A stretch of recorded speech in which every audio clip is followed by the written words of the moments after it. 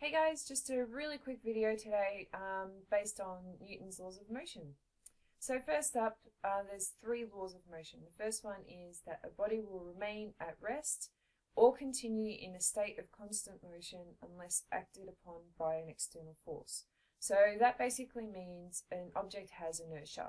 So something has to try and move it, or something has to try and stop it for it to actually keep going or to move in the first place. So for example, I've got the frisbee thrown by one player will actually keep travelling unless it hits the ground, so gravity pulls it down, or if another player actually catches it.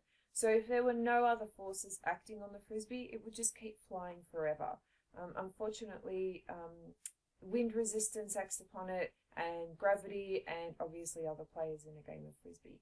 Another example would be, say, if you've got a really big barbell, it will stay on the ground and it will stay there unless actually someone comes along and picks it up. Another possibility would be if it was sitting on a ramp, it starts to roll down because again gravity would act upon it. So something will always stay in its place unless something pushes or pulls on it.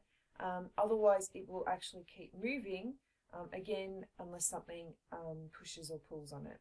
So a force has to act upon something for it to actually move or stop moving in the first place. Newton's second law of motion is all about acceleration. So basically force equals mass times acceleration. So the rule goes that a force applied to an object will produce a change in motion. So sort of a bit like the first law. And that will change the motion in the direction that the force was applied in the first place, and that it's actually directly proportional to the size of the force. So for example, if you throw a ball, the ball will go in the direction that you actually throw it, and it will go at the speed that you applied a force to in the first place. So an example of this could be if you threw a netball.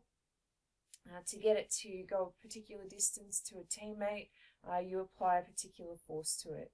To get a medicine ball to travel that same distance, you have to use a larger force because it has a greater mass and requires more force to gain that same acceleration. So basically, the higher the mass, the more force you need to push it the same distance.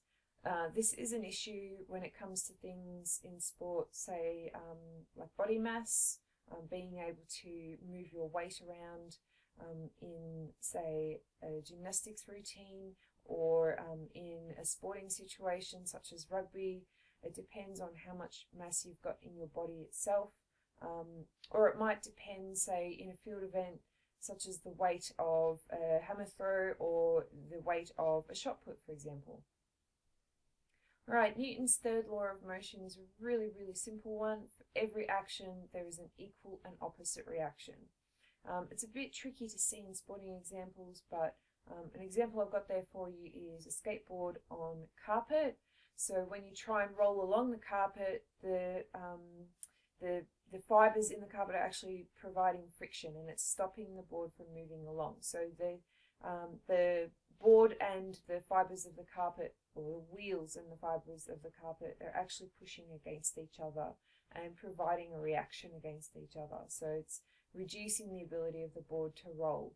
If the board was rolling along a really, really smooth surface, there would be no friction, there'd be no resistance, and there'd be no force there at all applying to the board.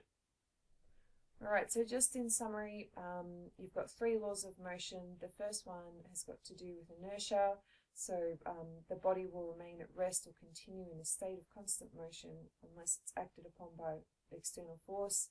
The second one is basically force equals mass times acceleration. Everything that moves will always depend on what mass it has, what acceleration it needs, and how much force needs to be applied to it. And the third one, for every action, there is an equal and opposite reaction. That means that as soon as something occurs, as soon as a force is applied, there will always be a reactive force moving in the opposite direction. Thanks for watching.